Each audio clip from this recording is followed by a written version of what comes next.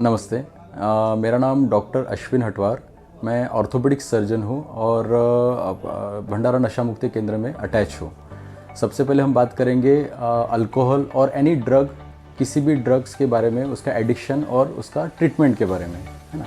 सबसे पहले तो हम बात करेंगे एडिक्शन के बारे में। एडिक्शन, कोई भी ड्रग या फिर अल्कोहल का एडिक्शन इस तरीके से होता है कि एक प्रकार का वो डिसीज़ है, बिहेवियरल, साइकोलॉजिकल एक प्रकार का डिसीज़ है जो हमारी सोचने और समझने की क्षमता को कम कर देता है। और हमको ऐसा लगता है, पेशेंट्स को ऐसा लगता है कि यही एक उपाय है जो उसकी तकलीफ़ें कम कर सकता है, लेकिन एक्चुअली ऐसा नहीं है।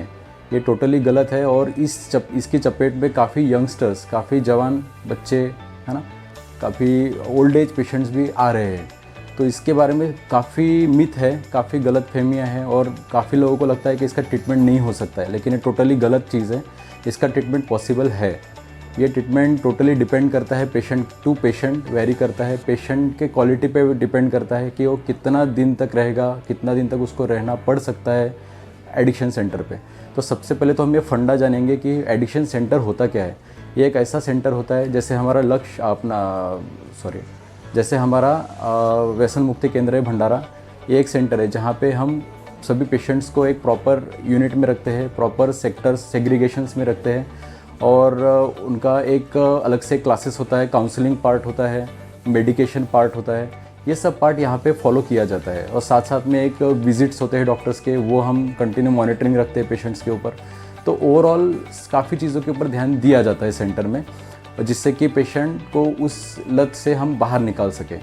तो इस तरीके से ट्रीटमेंट होता है। उसमें मेडिकेशन पार्ट में काफ़ी मेडिकेशंस होते हैं जो हम देते हैं, जिससे कि अल्कोहल एब्यूज़ एक प्रकार का एक बिहेवियरल डिसऑर्डर ही है, जिसमें कि काफ़ी लिब्रियम जैसी टैबलेट्स हम उसमें देते हैं और काफ़ी और मल्टीविटामिन्स होते हैं जो हम देते हैं उनमें।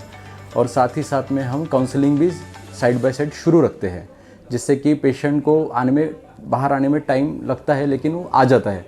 अभी टाइम कितना लग सकता है, इसके लिए टाइम ड्यूरेशन कुछ फिक्स नहीं है, लेकिन जैसे कि मैंने जब आपको बताया कि ये डिपेंड करता है कि पेशेंट का विल पावर कितना है। पेशेंट का विल पावर अगर अच्छा होगा तो काफ़ी जल्दी रिकवर कर जाता है और मैक्सिमम टाइम रिलैप्सेस भी नहीं होते। तो देखा जाए तो इसका जो रेशो है, ये डी एडिक्शन सेंटर से जाने के बाद काफ़ी हद तक रिकवर कर जाते हैं पेशेंट्स। कुछ पेशेंट्स होते हैं जिनका विल पावर काफ़ी वीक होता है, वो नहीं फॉलो कर पाते कुछ चीज़ें और वापस से उनको वही लत लग जाती है। तो कुछ एक रेशो है, कुछ परसेंटेज है कि वापस से पेशेंट्स को एडमिट होना पड़ सकता है, लेकिन आफ्टर ऑल अल्टीमेटली वही है मेडिसिन्स और डी एडिक्शन सेंटर। इसके साथ ही हम पूरा ट्रीटमेंट कर पाएंगे।